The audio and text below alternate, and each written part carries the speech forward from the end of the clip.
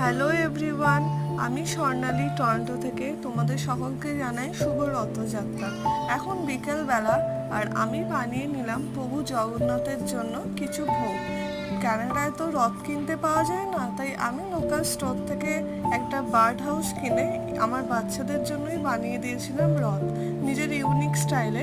আমি চেষ্টা করেছি বানাতে, ওরা এটা দেখে খুবই হ্যাপি হয়েছে। এবার তোমাদের কেমন লাগলো জানিও। আর আমি ঠাকুরকে ভোগ দিয়ে দিয়েছিলাম, এখানে তোমরা তো দেখতেই পাচ্ছ।